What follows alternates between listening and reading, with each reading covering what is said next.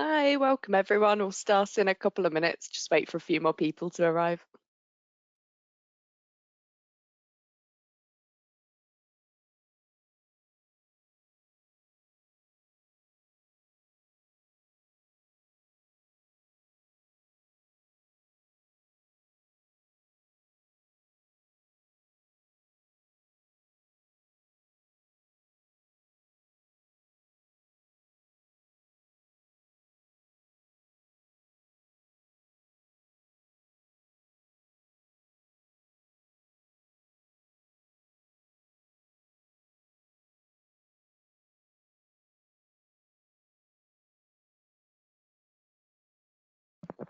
That's good. We've got lots of people joining. Just give it one more minute, then we'll kick off.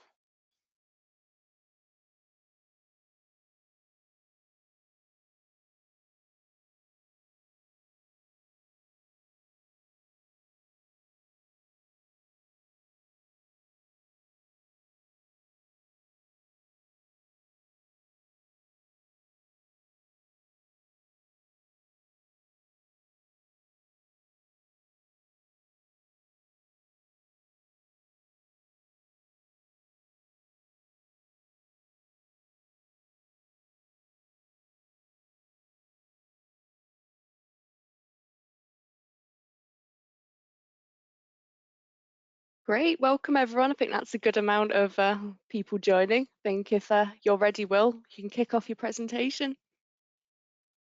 Okay, super. Yeah, thanks, Lucy. And good morning, everyone, and welcome to today's webinar. My name is Will Dunkley. I'll be introducing myself and the rest of the team properly in just a moment, together with a brief introduction to the config team for those who don't know us. Then we'll look at a brief agenda. But before we jump into the main session, just a sort of overview of what we're going to be looking at in today's session. We'll be looking at a number of sort of loopholes, exploits in the SAP application layer. And that has some ramifications to us. What it means is, first of all, that they're the sorts of things that can potentially be exploited by our end users without any direct access to the database, without any access to the operating system, and without any access from outside of our SAP system, either from within your network or from outside of it. So it's very much sort of end user focused today. The other thing that means is that we don't have anybody else watching our backs. We don't have a firewall or a networks team or a database team sharing the load. So these are things that we need to identify and we need to close down as SAP security people in most cases who are working within the application layer. So who's today's session relevant for? Well, obviously SNA people, but also anybody in the internal audit, compliance, oversight type space. And a big one that I hope we've got some of on the call is project managers. Because if you're managing a project that has a roles and authorizations piece associated to it, then you're going to want to make sure that none of these exploits accidentally become made available in those authorizations. But I think probably far more likely and probably more relevant to you is whatever your project is on an SAP system, you're going to have key users, consultants, possibly even developers asking for accesses that you wouldn't normally want to give. And maybe you're not sure what the risk of those are. And part of today's session really is to sort of really look through and explore what that risk is, see what the potential ramifications of it could be, and then to sort of empower you, I suppose, to make a sort of more informed decision and a more confident answer to those people when they ask for those accesses. So with that then, I guess we could also say that anybody in the sort of arena for sort of protecting your sensitive data, so GDPR, HR, finance, for example. And on that basis, we're going to try and keep today at a relatively straightforward level. Some of it might be a little bit more technical, but we'll try and keep that fun. We'll try and keep it entertaining. Okay, so a very brief agenda. We're going to talk through an introduction, first of all, to TCT with my colleague Mike Nicklin. Then the team, and we'll look very briefly at some service offerings, and then we'll jump straight into the webinar. You'll be pleased to know that most of what we're going to cover today will be on a live system demo. We will be referring back to some slides, partly so I can remember what we're doing next, but also so that we can see how to actually close some of these loopholes that we're looking at. We're going to keep things a little bit interesting today by asking a question at some point during the proceedings. And that'll be a very simple question with a binary A or B answer. And I'm going to say now it won't be a right or wrong answer. So there's no, do you know it or don't you? It's your opinion that we're after. And then we'll use that opinion to try and shape the conversation towards the end of the webinar. So when we ask that question, then Lucy will make some polling options available to you. If you wouldn't mind voting, we'd really appreciate it. And then we'll take a look at the results later and we'll try and shape the conversation towards the end. Obviously, we'll finish up with a Q&A. I think most people know these sessions tend to be a little bit tight on time, so we'll get through as many questions as we can. Please don't let that put you off asking a question. If you want to ask something, please send it in, and if we can't cover it in today's session, we will get back to you after the session, so do please send us your questions, and we'll do everything we can. So at that point, I'm going to hand over to my colleague, Mike Nicklin, to do a brief introduction to the config team as a business. Over to you, Mike. Thanks for that excellent introduction, Will. Yeah, here's just a brief introduction to us at the config team. Our business is summarized by the triangle that you can see there on the left-hand side. So we offer SAP consultancy, we offer some software products, and we also offer AMS, or application managed services. And at the heart of everything we do is innovation, a desire to make SAP easier to use for our customers. And we've been doing this for quite some time.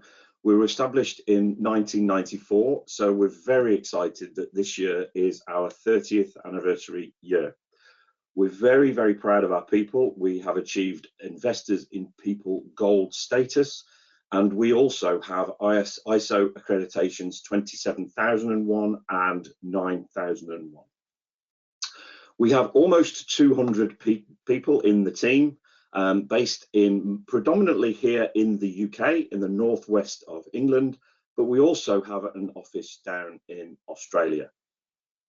And all of our people are very proud about the charitable work that we do. Our chosen charities of the year for this year are here in the UK, the Alzheimer's Society, and down in Australia, the Smith Family Charity. So our close relationship with Australia helps us to provide 24-hour support around the clock for our customers. So it doesn't matter where you are in the world, or if you run across different shift patterns, etc., we're here to support you. And we're doing that currently for almost 100 active different customers. And then finally, we are very closely aligned with SAP themselves. We are gold partners, and the software products that I mentioned before are all SAP certified. And we're very much aligned with their SAP strategy. So currently, we're talking with customers about public cloud, about private cloud, and about all variations of S/4HANA. So please get in touch with us if you want to know more. Follow us on LinkedIn, send us an email, etc., and we'll get back to you. And with that, I'll pass back to Will for the remainder of the webinar. Thank you, Mike. Okay, so let's just finish off with a brief introduction to Security and Authorisations and Basis team. As I said, my name is Will Dunkley. I've been with TCT now for just over 2 years. I've been working in SAP Security for just under 20 years. And with us on the call today, they won't be doing much actually on the call, but we've got my colleagues Laurel Christa and Craig Middleton. The three of us are all S&A specialists, and we report in to our line manager, Andy Bailey, who is the team lead of the S&A and Basis team. Now, although we all come under that umbrella, we are very specialised in our own areas. So the three of us on the right here are all security and authorisations people. Andy and the rest of his team get involved in the Basis side and other sort of internal security type activities. As Mike said, TCT are actually based up in the north of the UK in Skelmersdale. The four of us are slight sort of oddities here in that we're all based in the southern part of the UK, dotted all around the southern half. So that is the S&A and Basis team, at least on the security and authorization side. And then a very brief talk about services. I'm not going to read through these slides because you can read them much faster than I can sort of read them out. And I think they're all the kind of things that you would expect to see in certainly security and authorizations service offerings. We do sit in that application managed services area, by the way. And so the services that we offer, the one point I want to draw your attention to is just this top bullet point here. And that is that everything that we do in our security work, but particularly in the roles and authorization space, we follow what's known as best practice or SAP best practice methodology. And that's a very easy claim to make. It's a very easy one to throw out there. And it's much harder to prove, it's much harder to actually live up to. And unfortunately, it's very difficult to explain in a short period of time. We're certainly not going to be able to do that in the sort of time that we've got left today. So why mention it then? Well, because using SAP best practice methodology in your roles and authorizations will really help to close up some of the loopholes that we'll be looking at today. And conversely, if you don't employ best practice methodology, it actually makes a lot of these loopholes much easier for an end user to exploit. So rather than try and explain that today, what I'll do when we get to the relevant points in the presentation is just sort of throw a hook out to say this has a best practice sort of relevance, if you like. And if you're interested in learning more about that, then do please get in touch and we'd be very happy to talk with you about it, because we're very proud that we do things this way. Not everybody does, in fact, it's probably the definite minority that do it in that way. A brief look through the basis offerings. Again, I won't read through that. I don't think there's much point. It's nice and easy for you all to see, but I'll leave that slide just for a moment and take a sip of water, and then we'll pick up again.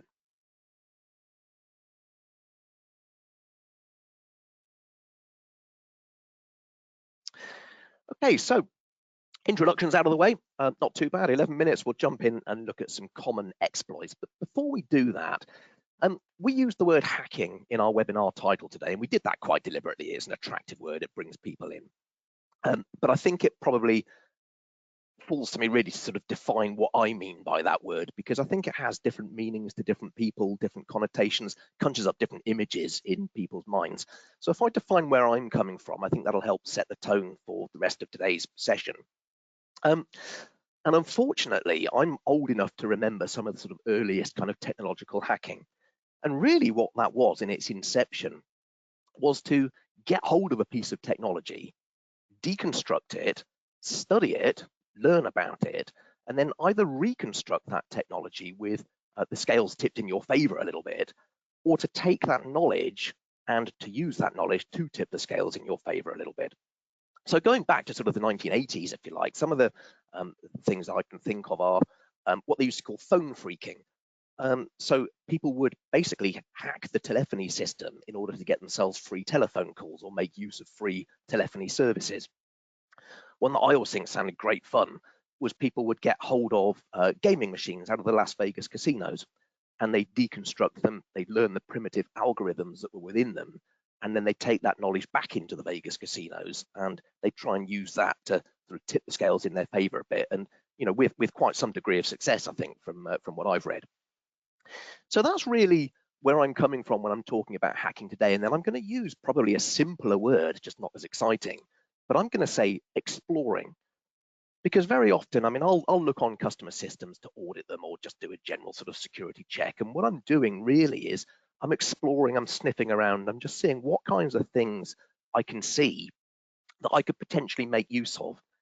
And what we'll see today is that very often what appears to be a fairly innocuous piece of information or a fairly innocuous looking privilege, maybe something that appears to be just display only, but can either be used in a different way or can be daisy chained together with other bits of information or other privileges to then become something that actually is not very innocuous at all. So that's what we'll be sort of looking at today in terms of that sort of definition of hacking. Okay, so also, unfortunately, because of my age, I'm old enough to remember one of the first, what I would call celebrity hackers, an American guy by the name of Kevin Mitnick. Some of you might be familiar with that name. From memory, he hacked multiple US government agencies, got caught, went to prison, and eventually the government released him on the basis that he worked for them rather than against them, and that was not uncommon at that time. And something that he said has always stuck in my mind, which is that sort of technological hacking, that deconstruction, that studying, that learning, it's a complex, time-consuming, and error-prone process. You really are sort of working down a lot of corridors and finding locked doors at the end, turning back, trying another one, rinse and repeat.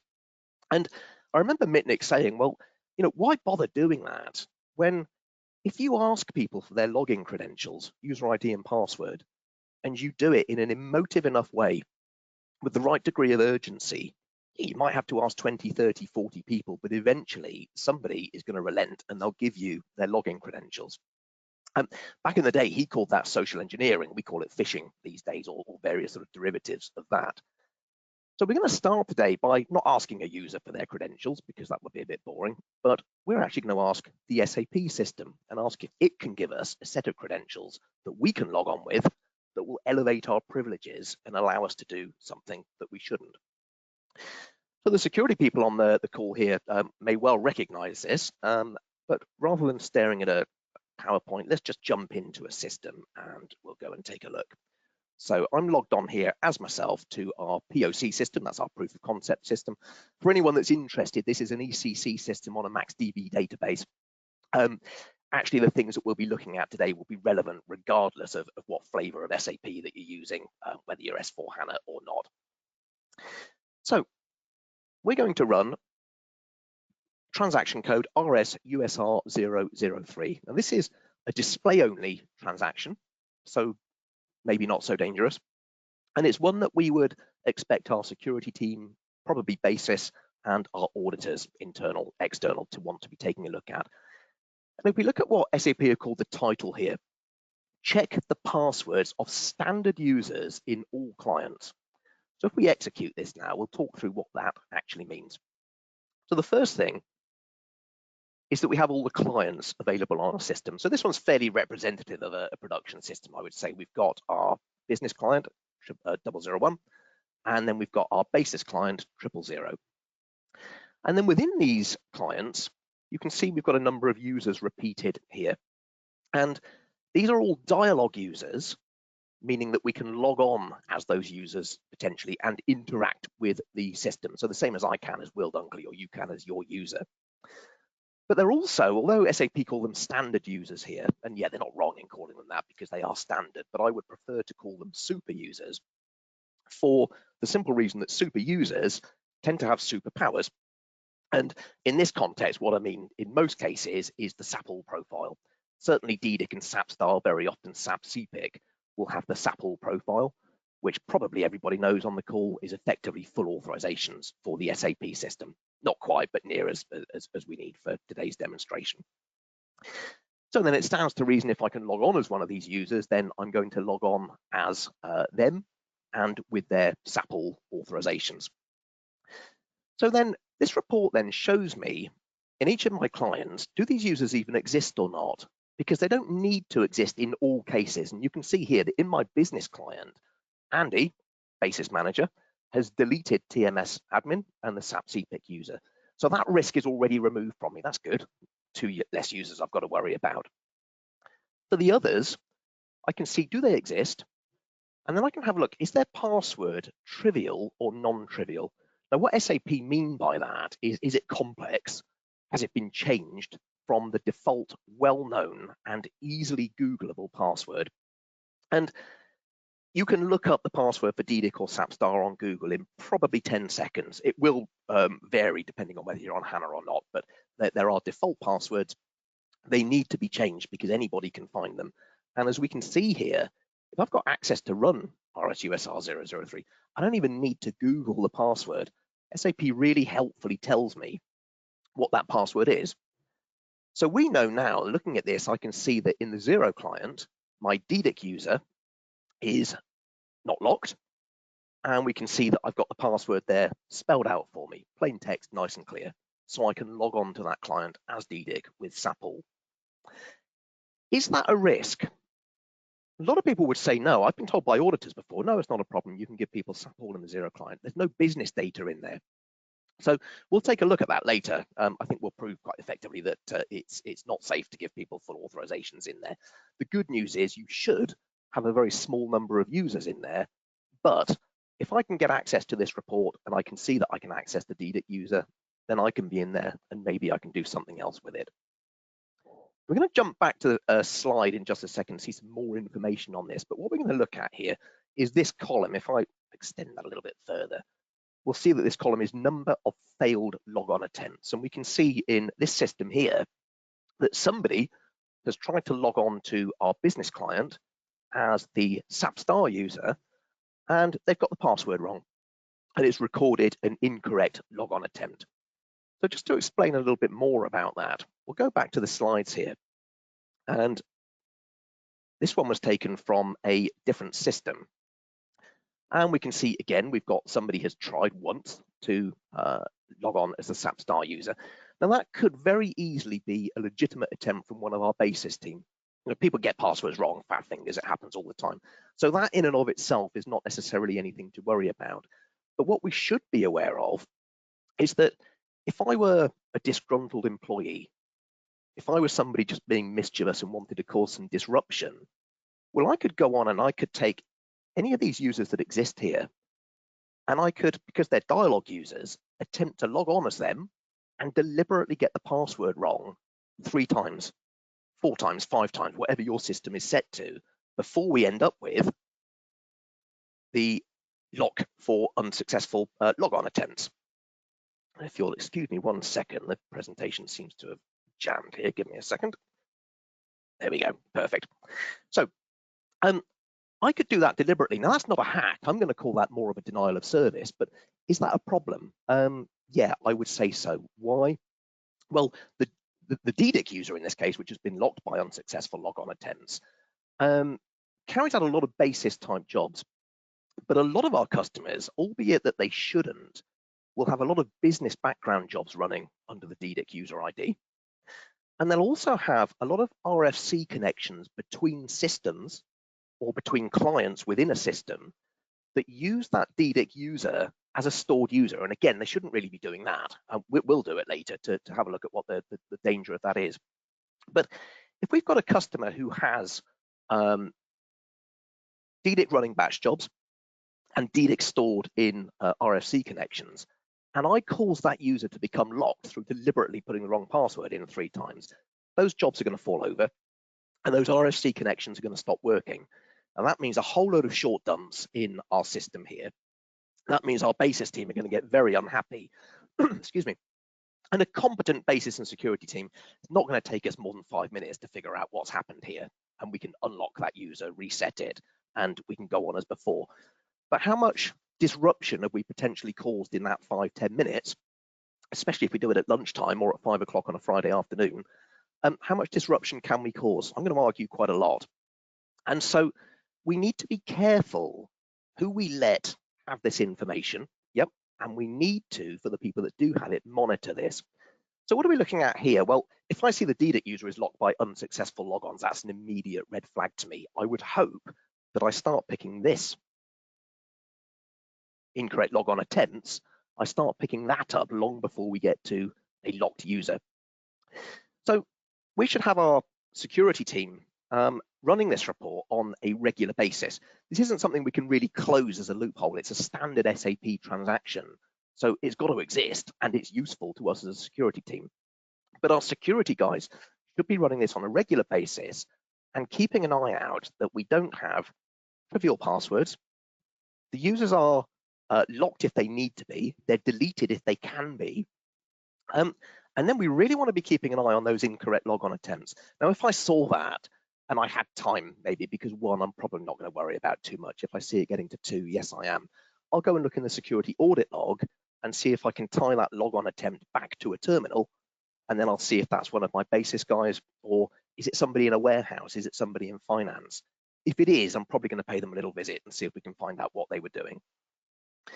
So the other thing, obviously, is that this information is absolute gold dust in the right hands, and you don't need to be particularly skilled hands, I think, as you can see from this. So what we need to do then is to make sure that only appropriate users have access to it. And I'm going to say again, that is security, basis, and your internal stroke external audit compliance type people, and probably even them only for a short period of time. We really want to minimize the amount of people that have access to this sort of information. Okay, so we spent a bit of time on that, and as I say, that's not really a hack as such, but it will form the basis of a lot of the things that we'll be looking at today, particularly with the DDIC user, because it has that dialogue user type, so we can log on as that user, and it has the SAP profile, and so we can then inherit that and do things that we wouldn't be able to do on our standard authorizations.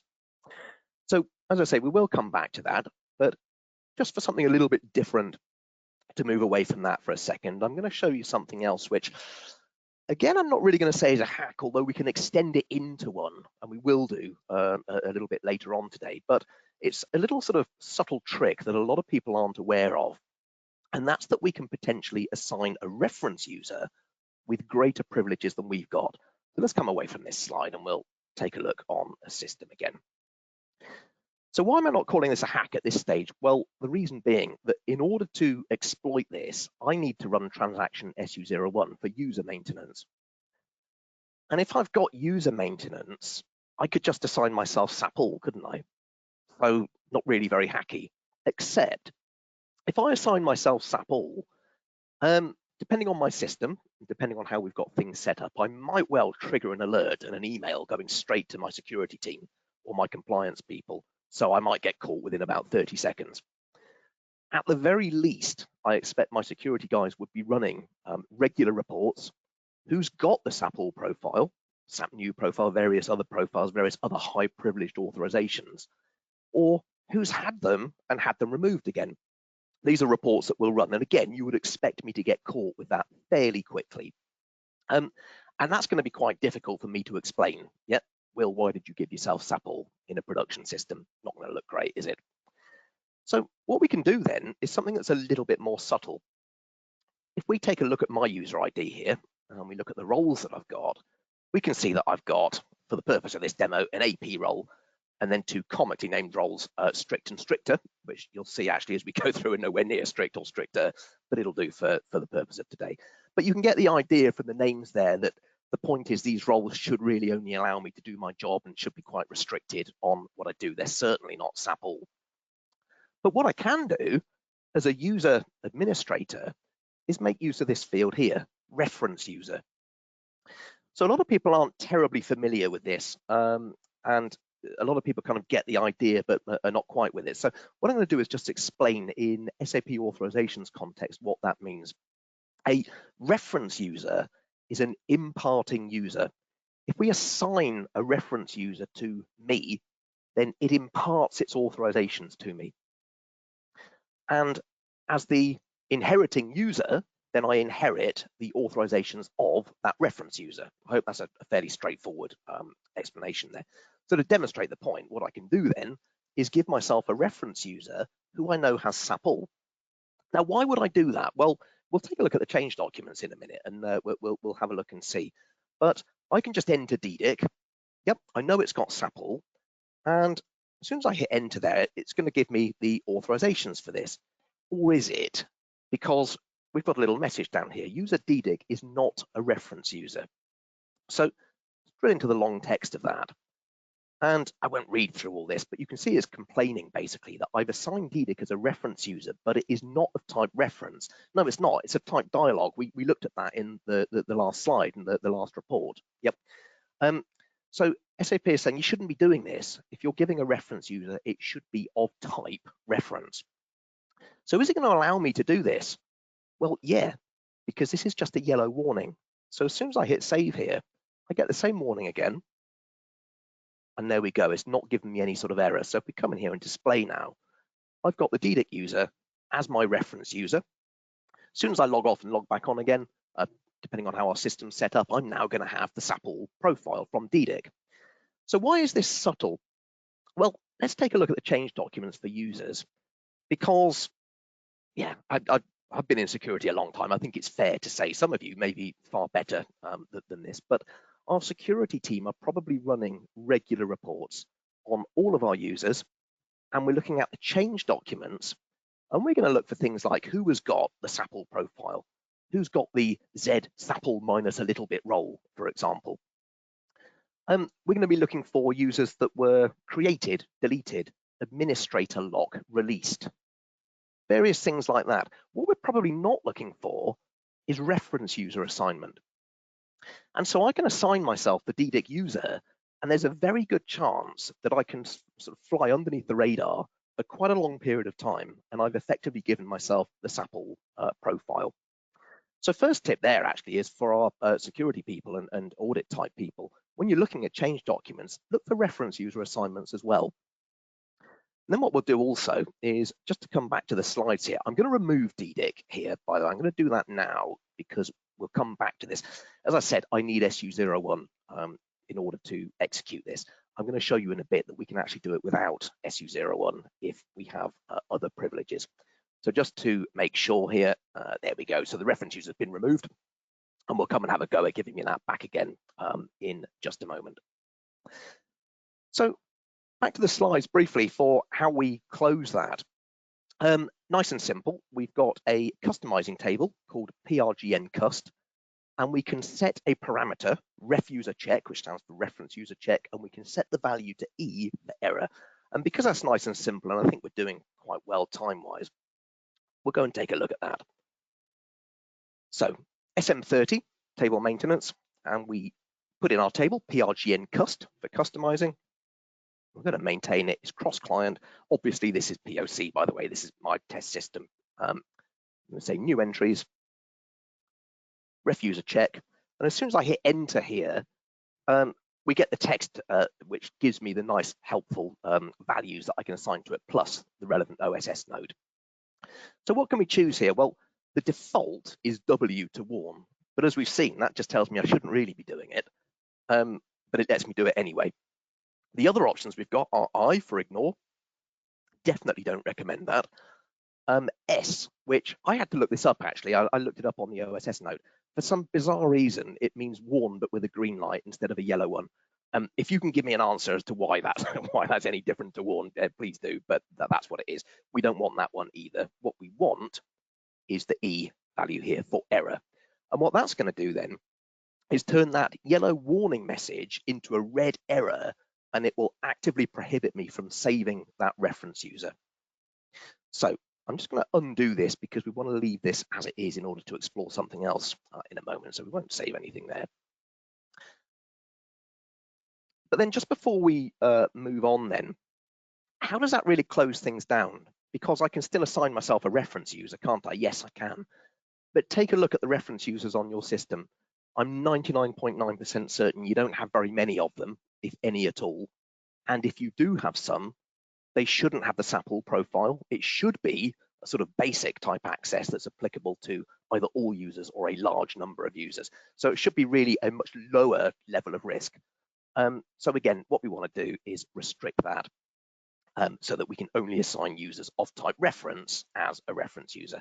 Again, security people, add that to your reports to check. Might be quite interesting to see what you find.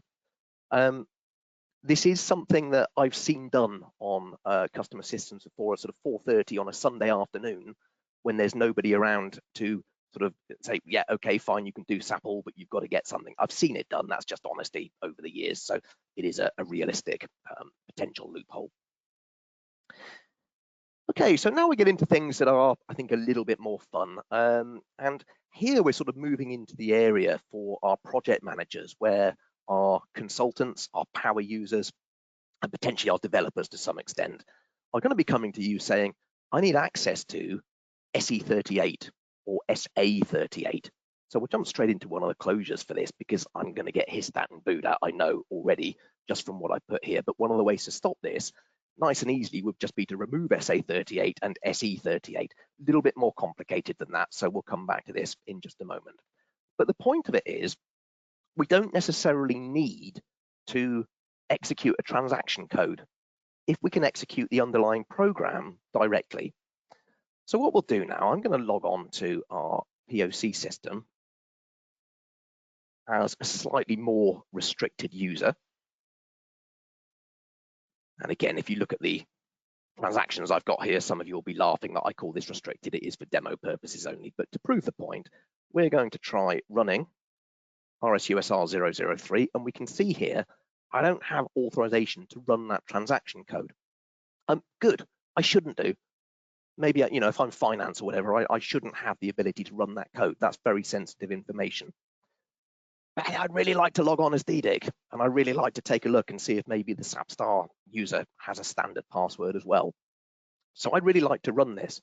But what we can do then, in a number of different ways, I'm just going to use one of them for now. We'll take a look at another one in a bit, is take a look at the transaction code, RSUSR 003, and we'll see if we can find any information about that we can use to our advantage.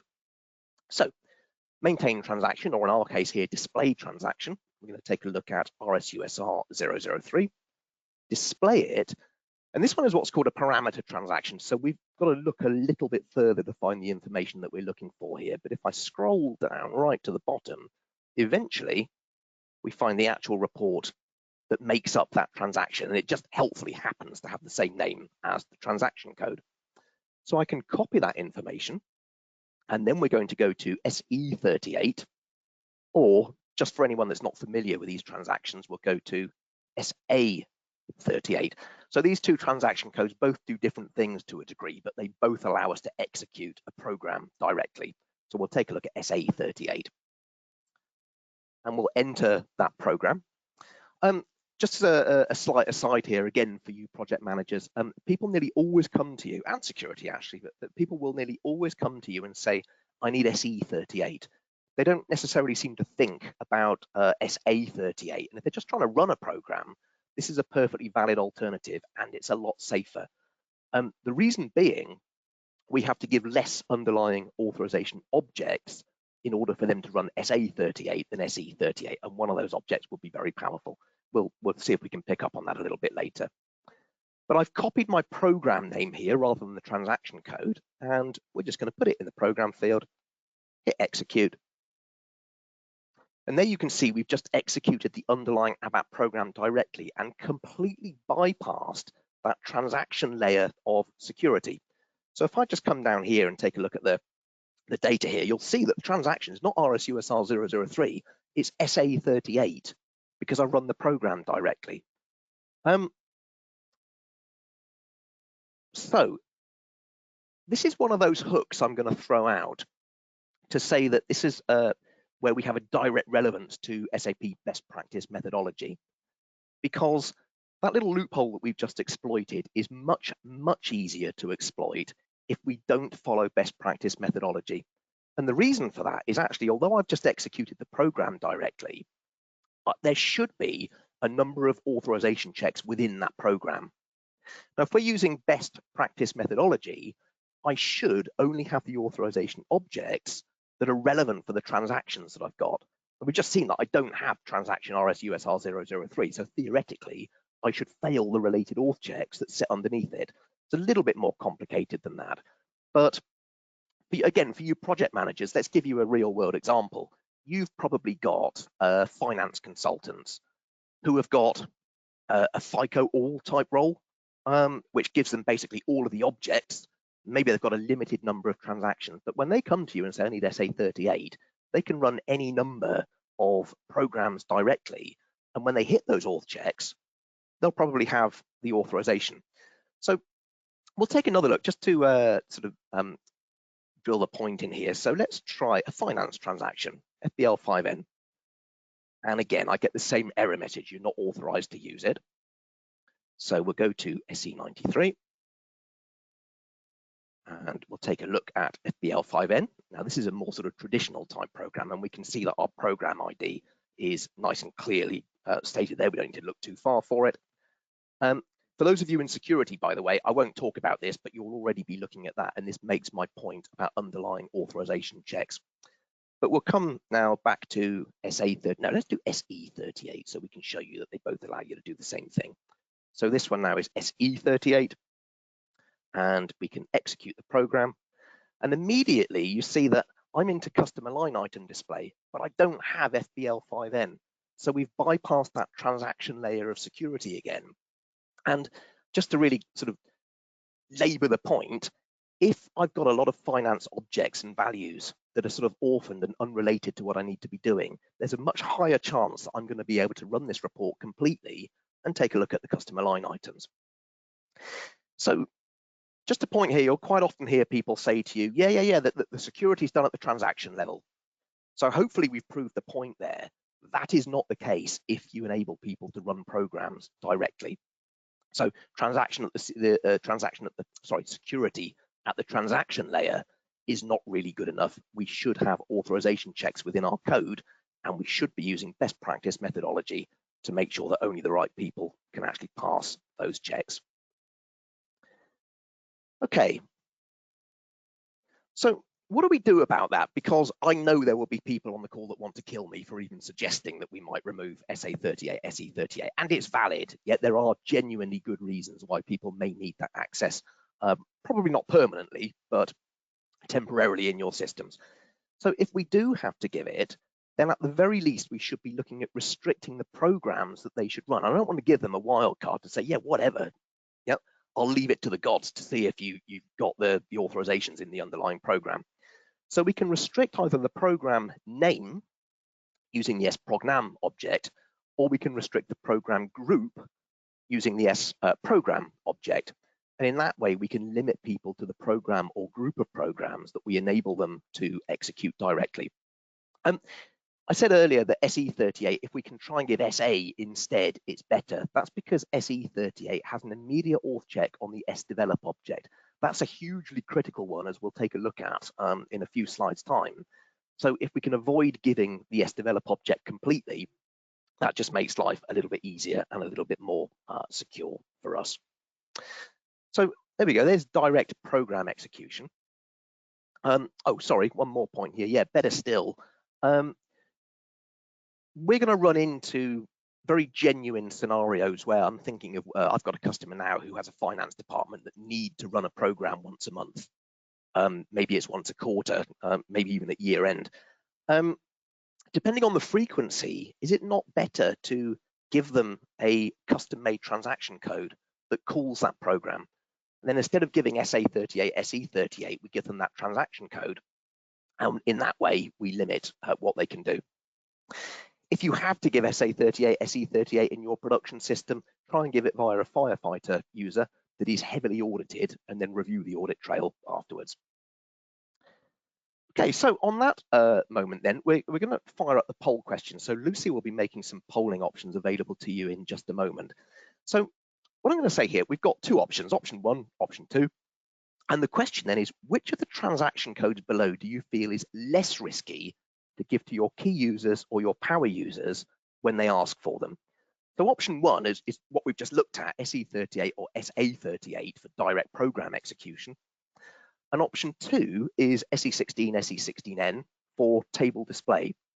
And then for the purpose of today's session, let's assume that we give full access to execute any program, or we give full access to display any table. And I see Lucy's just opened the poll, so we're going to leave that there for a moment. I'll take a sip of water and give you a good bit of time to decide what you want to do. I just want to reiterate, by the way, there is no right or wrong answer here. This is very much about your opinion. And I really like taking people's opinions, because this is one of those things you never stop learning. And somebody can come up with a point that they might think is absolutely stupid, and it might actually turn out to be a brilliant point. So we'll leave that open for another few seconds. If you wouldn't mind voting, we'd really appreciate it, and then we'll put the results up shortly.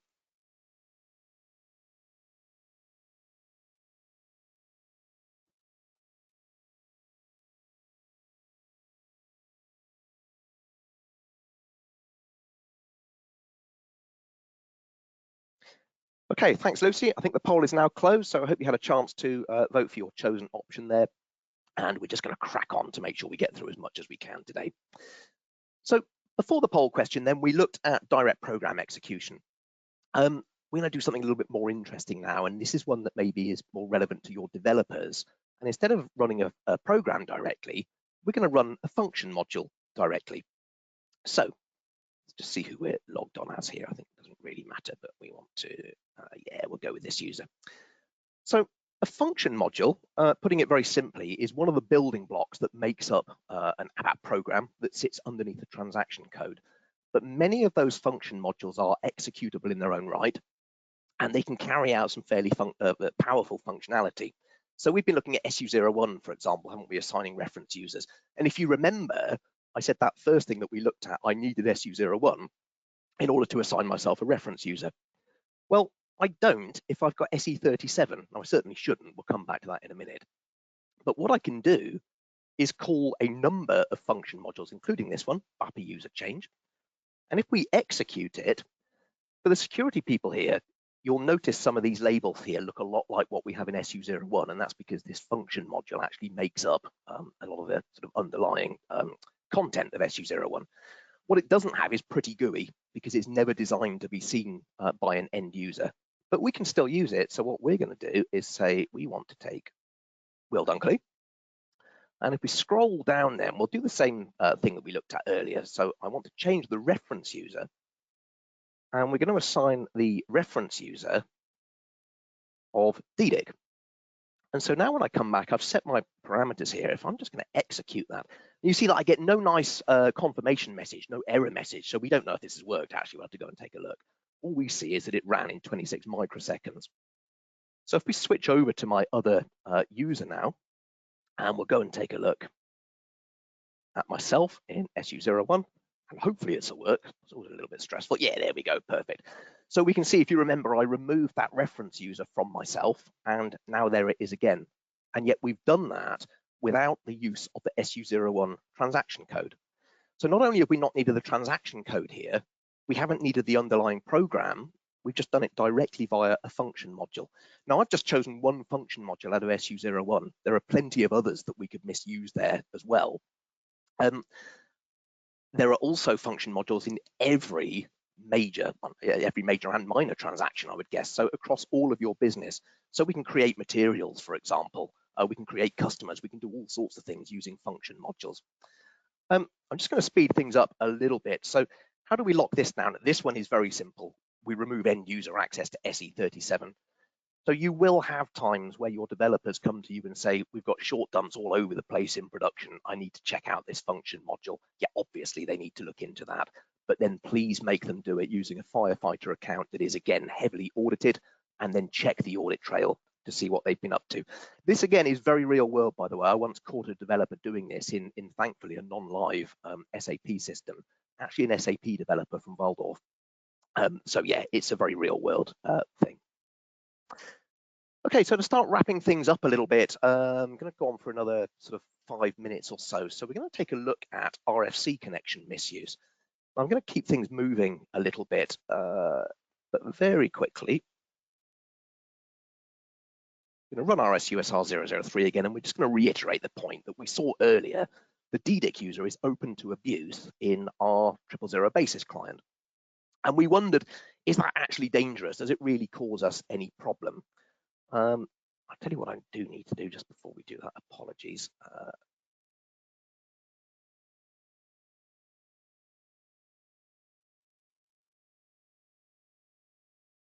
Not sure if I removed that reference user. No, I didn't know. So we're going to remove that again, and we'll save it. Okay, perfect.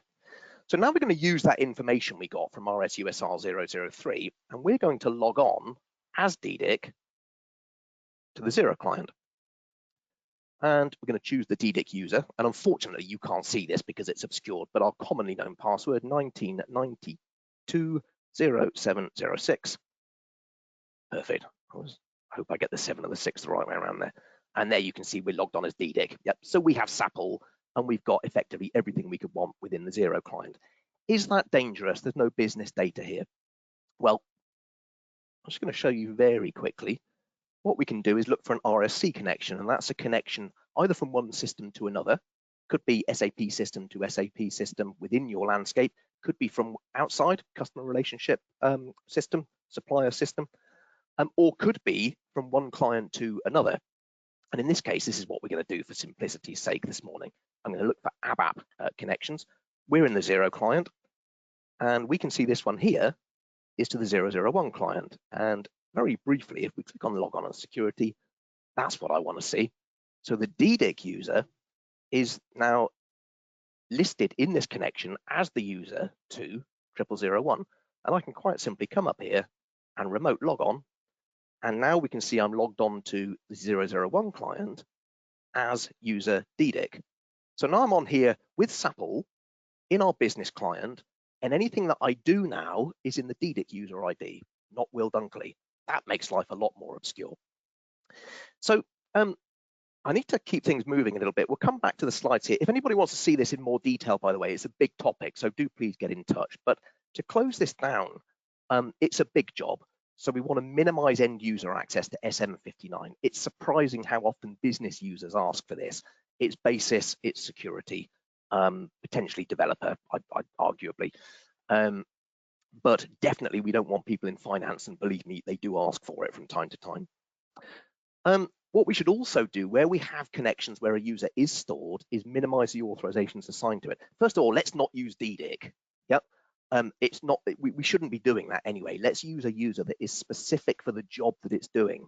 If it's from a solution manager connection, let's make a solution manager user and let's give it only the authorizations it needs to have to perform its function. That massively reduces your risk. The direction of travel from where your RFC connections go to and from is also important. But what we can also do is make use of same user connections. So rather than having a user stored at all, wherever possible, let's have it so that Will Dunkley in the calling system needs to have a corresponding Will Dunkley in the called system. And then that user in the called system needs to have authorizations for what he's trying to do in that called system. There's a lot more that we can do around RFC connections to sort of secure those a little bit. It is a big topic, but it's fun, and I want to cover that as much as I can today. So, Lucy, can we do the poll result quickly, if you can put that on the screen? Yes, of course. Okay. I can't actually see that, Lucy. I don't know if anybody else can. It is 31% for option 1, SE38, SA38, and then 69% for option 2, so SE16, SE16N. I'm absolutely stoked about that because we expected the complete opposite.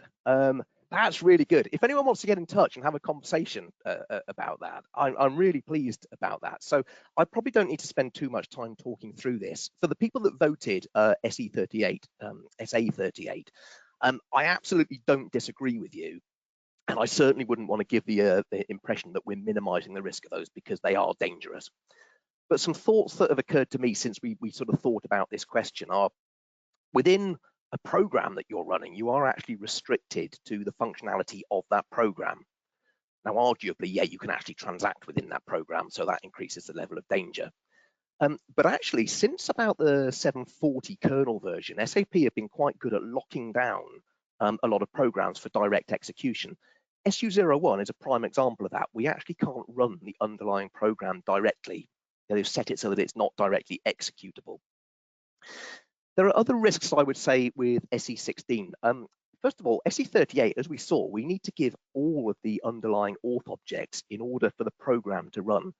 In SE16, SE16N, we only need one of two objects to be given full access before I can see all the HR data, the GDPR data, the finance data, literally everything. And more important, some of the techie data that we might want to take a look at. I think with SE16H now, we can join tables, we can group, we can order, we can sort information, we can make it really quite powerful. But from a security point of view, it's also much harder for us to realistically monitor what you guys are doing. If we let you display any table, it's a hugely onerous task to be saying, oh, look, they're, without third-party software at least, to see that people are querying tables that we would not want them to see. So I'm genuinely surprised, and I'm really pleased actually that people on the call sort of had the same sort of feelings that I did, because speaking to Mike, who introduced TCT at the beginning yesterday, when I threw this question at him, he went with the SA38 option. So you guys aren't on your own. Mike is there with you. Okay, so we don't have time, I'm afraid, to cover debug. If anybody would like to see that, it's a hugely powerful authorization. I think people know how to do it, or at the very least, your security team should know how to lock it down. That's actually quite straightforward. If you would like a demonstration on how we can use it to actually skip over auth checks, again, get in touch. I just want to finish with 5 minutes to spare, and I want to finish by showing you something that we can do as our DDIC user. So here we are again, then we're logged on to the Zero client as our DDIC user, and you saw that we made use of this RFC connection then to hop on to the 01 client. I'm going to do something a little bit different and say SE37, we're going to use that BAPI user change. This time, rather than looking at SM59, we're going to go SE16N, sorry, SE16N. We're going to take a look at table RFC desk. Now, this is interesting. This kind of proves my point because I don't have to have SM59. If I know what I'm looking for here, i.e. anything with a capital U in this string, this is all the sort of parameters of an RFC connection, capital U followed by equals followed by what looks suspiciously like a user ID, then I know that I can potentially misuse this connection. And what we're going to do then is come to SE37. We're going to go to our BAPI user change again, and we're going to run it. And this time, rather than running it locally as we did last time in the business client, we're going to run it remotely from the 0 client, but using that connection, using DDIC. And what we're going to do is choose build unclean, and we're going to say, yep, we want to change the ref user. And we're going to set it as DDIC.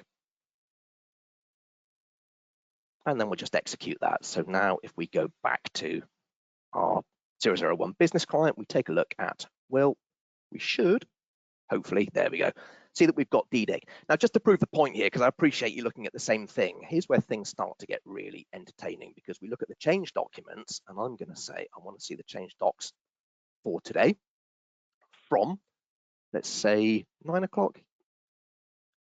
Let's go 8 o'clock. I don't know what the system time is here. And we're just going to choose reference user. And let's execute that. And now we can see then, so through today's demo, we know that I changed it myself, don't we? And then we also know that I changed it as my Comedy Will strict user. Here's the one where things get fun. That's what we've just done. You can see the timestamp there, it's actually 10:55. But I've done it as the DDIC user. So now when my security team pick this up and say, who changed the reference user using DDIC? That just makes life a little bit more obscure and more difficult for me. Now, I'm really sorry, I've overrun on the time here, so I'm going to throw this straight back to Lucy, and we'll get through as many questions as we can. We don't know what's going to happen at 11 o'clock, in all honesty, on this platform. We may get cut off. So I'll tell you what we'll do. I'm going to thank you all for coming along now. Really appreciate your time, really appreciate your engagement. We'll go on with the questions, and if we get cut off, I apologise, but we'll pick up with you another time. Yes, thanks everyone. And as we said before, even though we're running a bit short of time, stick your questions in the chat anyway, and we'll see who's asked them. So we'll get back to you after the webinar as well, if we don't manage to get to your questions today. So to kick us off though, first question is, would you suggest that we should remove the accesses that you mentioned in your slides as soon as possible? Well, assuming you've got them, then I think the way that I would look at it is there are certain things that, yes, you can remove without worrying about it. RSUSR 003, get that away from people because that's not going to cause you any problems. If you've got SE37 in your production system, yeah, I'd take that away. If people can give you a good justification for doing it, then maybe. SA38, SE38, even SE16, we didn't really talk about that, but you know, if you're going to remove those, I guarantee you, you will end up with business users telling you and everybody else in the business that they can't do their job anymore because you ruined it for everybody.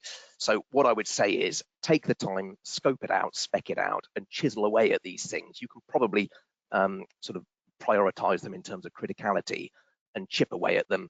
And maybe, you know, look at mitigations as well as just removing, you know, try and sort of control the risk rather than removing it and look at it as a long-term sort of project. Great. One more question, I reckon. Let's keep going. What's the realistic likelihood of these things happening? So I'm guessing by these things, these exploits from happening. Yeah, okay, well, yeah, I mean, hopefully you've seen through today, very real. I told you about the developer, and that was in a, thankfully, non-live productive system. So, you know, these things do happen. I've done them in dev and quality systems before. Yeah, they happen ultimately, and not always for bad reasons. You know, it's not all about people trying to do things they shouldn't be doing. In fact, to be fair, I'd say the vast majority of the time, people are just trying to do the job that they need to do and get over hurdles that they've got. Well, I've been saying that. I've just had an idea to put some figures around it. I years ago worked for a financial organisation who had 16,000 staff sitting out in the branches, and they had a policy of prosecuting everybody who attempted to commit fraud. And I think they caught them all because they had some spectacularly advanced software. So I think pretty much we can say everyone they prosecuted was everyone that was trying to a reasonable degree. So the figures on that then, out of 16,000 users on an annual basis while I was there, was between 2 and 5 users out of that 16,000. So what does that work out? 1 in 8,000 to 1 in 3,000, something like that. I guess then you could say, but that's the number of people who are tempted to actually deliberately commit fraud. Then we talk about those people who just want to do their job. What about people who just do stuff by accident? Because that, again, is a much, much bigger sort of category of people. So it's not all about people doing things they shouldn't be doing. But yeah, it's a really difficult thing to quantify. All I can say is, yeah, they do happen out in the open. They do happen out in the wild. Once you've caught somebody, like with the function modules where I caught the SAP guy doing it, once you've caught somebody and you start looking for it, you tend to see it a lot more often. But yeah, they happen. Great, thanks, Will. Lucy, I finished on 11. First time yes, ever. I think bang on 11. Should we call it a day? I guess that's good. We'll call that a win. Perfect, and we've not been cut off. So yeah. So if we're still on, then just from me, thanks very much, everyone. I hope you enjoyed Yeah. it. Really appreciate you coming along, and yeah, hope you found it engaging, and hopefully talk to you again another time. Great, thanks very much, everyone.